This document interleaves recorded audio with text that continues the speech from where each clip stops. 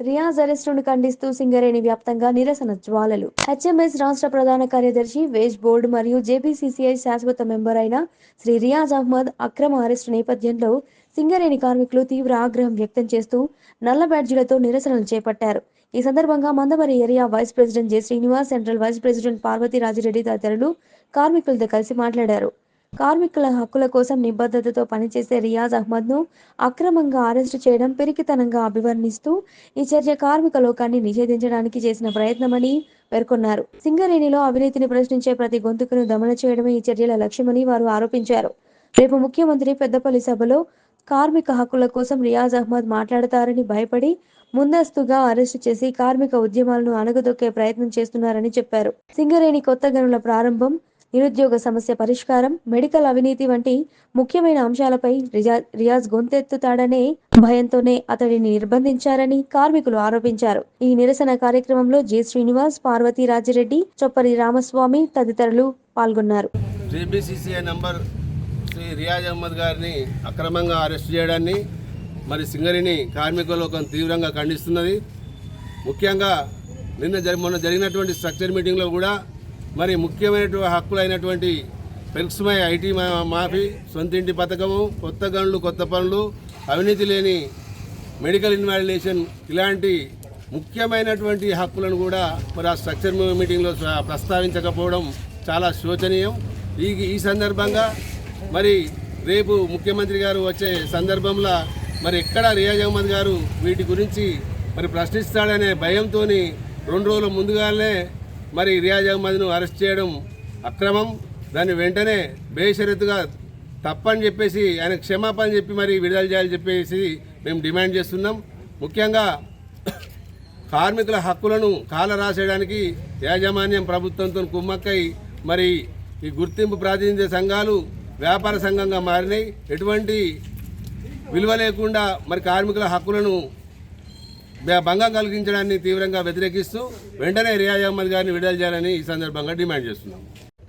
తెలంగాణ రాష్ట్రంలో కార్మికుల హక్కుల కోసం ప్రశ్నించడమే నేరమైపోయింది. కార్మికుల క్వార్టర్లు కూల్చివేస్తూ ఉంటే అడ్డుకోవడమే తప్పైపోయింది. మరి దానికోసం రియాజ్ అహ్మద్ని నిన్న హెచ్ఎంఎస్ కార్యాలయం నుండి అక్రమంగా అరెస్ట్ చేసి మరి తీసుకొచ్చి మంచిర్యాలలో పెట్టడం అనేది చాలా హేయమైనటువంటి చర్య. ఇది ప్రశ్నించేటువంటి గొంతులను నొక్కడానికి ప్రభుత్వాలన్నీ కూడా కంకణబద్దులై పనిచేస్తున్నాయి. మొన్నటిదాకా రాజ్యమేలినటువంటి బీఆర్ఎస్ ప్రభుత్వం అదే చేసింది. ఇవాళ కొత్తగా కొలువుదీరిన కాంగ్రెస్ ప్రభుత్వం కూడా అదే వరవడిని కొనసాగిస్తున్నది.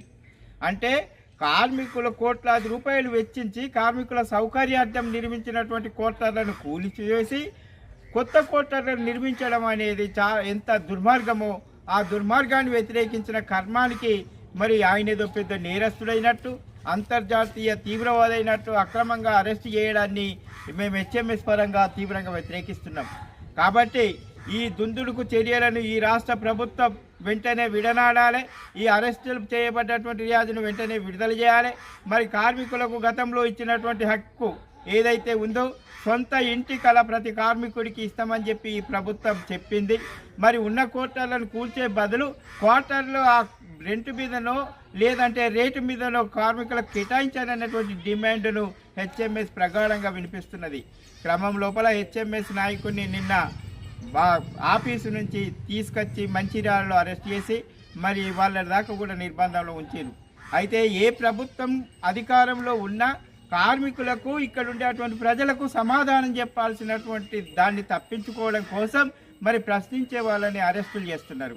మరి అరెస్టుల పరంపర ఇట్లనే కొనసాగితే మరోసారి ఈ సింగరేణి వ్యాప్తంగా ఇక్కడ ఉన్నటువంటి నిర్బంధాలకు వ్యతిరేకంగా అన్ని కార్మిక సంఘాలు రోడ్డు మీదకి వచ్చి పోరాడాల్సిన అవసరాన్ని ఈ ప్రభుత్వమే ప్రేరేపిస్తున్నది. కాబట్టి ఈరోజు అన్ని విప్లవ కార్మిక సంఘాలు హెచ్ఎంఎస్ ఆధ్వర్యంలో సింగరేణిలో జరుగుతున్నటువంటి కార్మిక వ్యతిరేక విధానాలను వ్యతిరేకిస్తూ మరి ఉద్యమ నిర్మాణాన్ని చేపడుతూ కార్మికులకు ఇచ్చినటువంటి హామీలను నెరవేర్చడం కోసం పోరాడుతుంటే అక్రమంగా నిర్బంధించినటువంటి చర్యలను హెచ్ఎంఎస్ తీవ్రంగా వ్యతిరేకిస్తున్నది. వెంటనే విడుదల చేయాలని డిమాండ్ చేస్తున్నది. మరి నిన్నదాకా పరిపాలించిన టీఆర్ఎస్ అక్రమ అరెస్టులు కొనసాగిస్తుందని వేదికల మీద చెప్పి ఓట్లు వేసుకున్నటువంటి కాంగ్రెస్ అదే వరవడిని అదే దారిలో నడుస్తున్నది. కాబట్టి ఈ కార్మిక ప్రజా వ్యతిరేక విధానాలకు వ్యతిరేకంగా హెచ్ఎంఎస్ ఆధ్వర్యంలో విప్లవ కార్మిక సంఘాల నాయకత్వంలో పోరాటానికి కార్మిక వర్గం కదలి రావాల్సిందిగా, ఈ అక్రమ నిర్బంధాలను వ్యతిరేకిస్తూ ఉద్యమించాల్సింది